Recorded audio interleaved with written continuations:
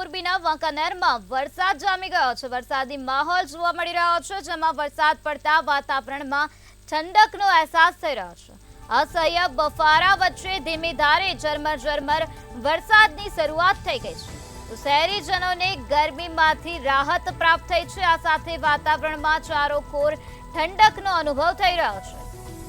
મોરબીના વાંકાનેરમાં વાતાવરણમાં પલટો આવ્યો, વાદળછાયું વાતાવરણ જોવા મળ્યું અને ત્યારબાદ ધીમી ધારે ઝરમર વરસાદની શરૂઆત થઈ ગઈ છે। વરસાદની શરૂઆત થતાં જ વાતાવરણમાં ચારોકોર ઠંડક પ્રસરી ગઈ છે। લોકોને ગરમીમાંથી આંશિક રાહત પ્રાપ્ત થઈ છે। અસહ્ય ઉકળાટ બાદ મેઘરાજાનું આગમન થઈ ગયું છે, ત્યારે મેઘરાજાનું આગમન થતાં કુદરતી સૌંદર્ય ખીલી ઉઠ્યું છે, તો આ સાથે શહેરીજનોને ગરમીમાંથી રાહત પ્રાપ્ત થઈ છે।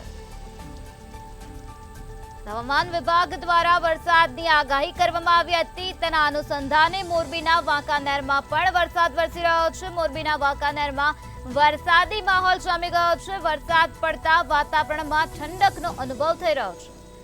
તો આજ મુદ્દે વધુ માહિતી આપવા માટે આપણી સાથે સંવાદદાતા કેતન જોડાઈ ગયા છે। જી કેતન, મોરબીના વાંકાનેરમાં વરસાદી માહોલ જામી ગયો છે, વાતાવરણમાં ઠંડક પ્રસરી ગઈ છે, શું છે વધુ વિગત?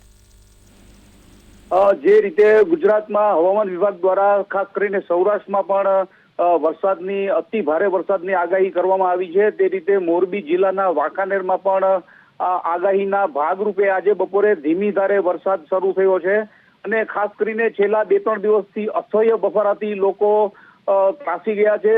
ત્યારે બપોરે ધીમી ધારે વરસાદ શરૂ થતા લોકોને આંશિક રાહત થઈ છે અને ખાસ કરીને મોરબી જિલ્લાના વાંકાનેરમાં હજી જે નોંધપાત્ર કહી શકાય તેવો હજી સુધી વરસાદ થયો નથી, પરંતુ જે આગાહી કરવામાં આવી છે હવામાન વિભાગની તે મુજબ મોરબી જિલ્લાના વાંકાનેરમાં આજે ધીમી ધારે વરસાદ શરૂ થયો છે અને ખેડૂતોમાં ખુશીનો માહોલ છે, પણ હજી પણ વાંકાનેર પંથકમાં વધુ વરસાદની જરૂરિયાત વર્તાઈ રહી છે।